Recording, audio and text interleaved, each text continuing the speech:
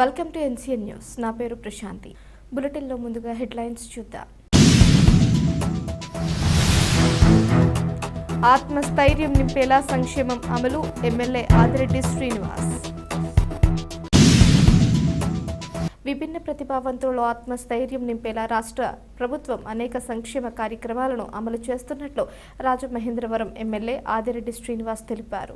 రాజమహేంద్రవరంలోని RTC కాంప్లెక్స్లో దివ్యాంగ శక్తి పథకాన్ని ఎమ్మెల్సీ సోము వీర్రాజుతో కలిసి ఆదిరెడ్డి శ్రీనివాస్ బుధవారం జెండా ఊపి ప్రారంభించారు. ఈ సందర్భంగా ఎమ్మెల్యే ఆదిరెడ్డి శ్రీనివాస్, ఎమ్మెల్సీ సోము వీర్రాజులు విభిన్న ప్రతిభావంతులతో కలిసి బస్సులో ప్రయాణించి వారి సాధక బాధకాలను అడిగి తెలుసుకున్నారు. అనంతరం ఎమ్మెల్యే ఆదిరెడ్డి శ్రీనివాస్ మాట్లాడుతూ విభిన్న ప్రతిభావంతులకు కూటమి ప్రభుత్వం ఉగాది కానుకగా ఈ దివ్యాంగ శక్తి పథకాన్ని ప్రారంభించినట్లు తెలిపారు. ఈ పథకం ద్వారా దివ్యాంగులతో పాటు వారి వెంట వచ్చే సహాయకులకు ఆర్టీసీ బస్సుల్లో గుర్తించిన కేటగిరీలలో 50% టికెట్ రాయితీ కల్పించినట్లు తెలిపారు. దివ్యాంగుల సంక్షేమం కోసం రాష్ట్ర ప్రభుత్వం అనేక పథకాలను అమలు చేస్తోందని తెలిపారు. విభిన్న ప్రతిభావంతుల సాధికారతకు అవసరమైన శారీరక, వైద్య, ఆర్థిక తదితర రంగాల్లో సహాయ సహకారాలు అందిస్తున్నట్లు వెల్లడించారు. దేశంలో ఎక్కడా లేని విధంగా అర్హులైన దివ్యాంగులకు రాష్ట్రంలో ఎన్టీఆర్ భరోసా పింఛన్లు అందజేస్తున్నట్లు తెలిపారు.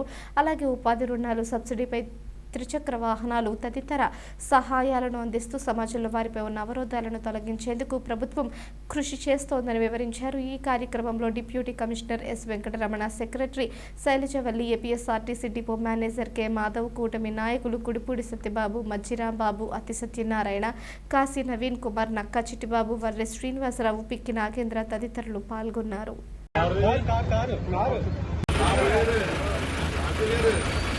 దివ్యాంగుల యొక్క సంక్షేమానికి కూటమి ప్రభుత్వం అధిక ప్రాధాన్యత ఇస్తూ ఈ రోజు నుంచి ఏదైతే డిసెంబర్ 3వ తారీఖు గత సంవత్సరం గౌరవ ముఖ్యమంత్రి గారు దివ్యాంగుల దినోత్సవం నాడు హామీ ఇచ్చున్నారో దానికి అనుగుణంగా ఇప్పటికే ఏదైతే మహిళా స్త్రీ శక్తి పథకం కింద ఉచిత బస్సు ప్రయాణం వర్తిస్తున్న city ordinary, metro express, Palle Velugu, ultra Palle Velugu, express బస్సుల్లో ఏదైతే మహిళా స్త్రీ శక్తి పథకం, మహిళలు ఉచితంగా ప్రయాణం చేసే ఏదైతే ఈ బస్సెస్ లో ఈ రోజు నుంచి దివ్యాంగులు కూడా ఉచితంగా ప్రయాణం చేసే అవకాశం ఈ రోజున కూటమి ప్రభుత్వం వాళ్ళందరికీ కూడా ఇస్తుందని ఈ సందర్భంగా చాలా గర్వంగా చెప్తా ఉన్నాం.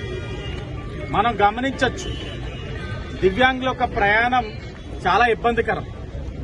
అలాగే వారు ఒక్కరే ప్రయాణం చేయలేరు, వారితో పాటు ఎవరో ఒకరు అటెండర్స్ కూడా వారికి తోడుగా వచ్చే పరిస్థితి. కాబట్టి ఈ ప్రభుత్వం మానవతా దృక్పథంతో వారికి ఉచిత ప్రయాణం ఇస్తూ వారి యొక్క అటెండర్స్ ఎవరైతే ఉన్నారో ప్రయాణం వారితో చేస్తా ఉన్నారో వారికి కూడా ప్రయాణ ఖర్చులో 50% రాయితీ ఇస్తా ఉన్నారని అనేది కూడా ఈ సందర్భంగా తెలియజేస్తా ఉన్నాం.